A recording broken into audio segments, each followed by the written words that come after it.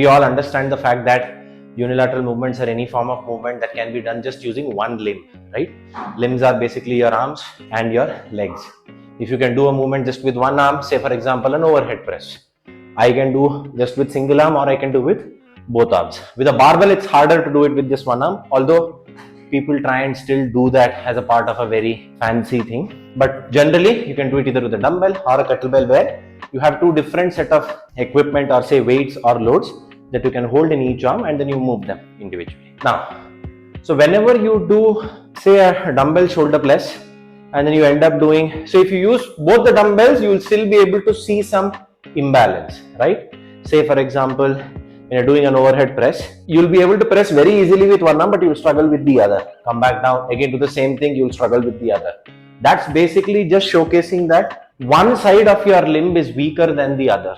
And that's basically a strength imbalance or a muscle imbalance, because of which that struggle exists, or say that strength inadequacy exists.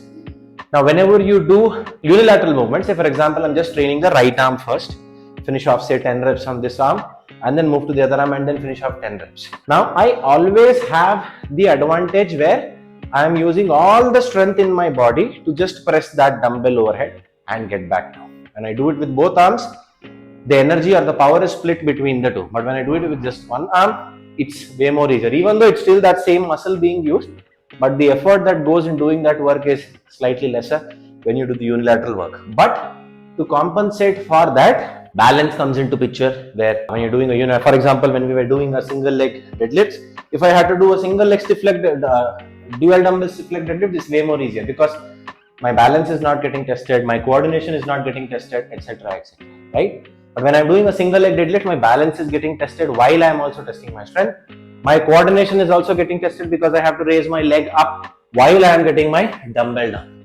So it's a more challenging movement as opposed to your bilateral movement. So every time you do a unilateral movement, you are actually improving more aspects of your fitness and not just your strength. You're also working on your accuracy, you're working on your power, you're working on your stability, you're also working on your balance and coordination, which is why unilateral movements end up benefiting you way more than bilateral movements. And that's one of the primary reasons why we incorporate unilateral movements more often than anybody else in the Back to Basics program.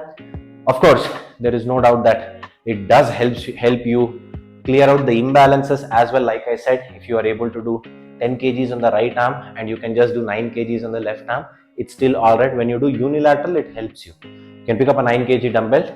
Maybe right now you're not able to, because of which you take a 10 kg dumbbell, finish off a certain reps, take a break, and then finish off the remaining. But when you do unilateral movement, you have the flexibility of using a 9 kg dumbbell for one arm and 10 kg dumbbell for the other. That way, you're equally making your left arm fail as much as your right arm, and then slowly the left arm will kind of cope up, come back to its original strength, and eventually you'll be able to move the same amount of weight for both your arms.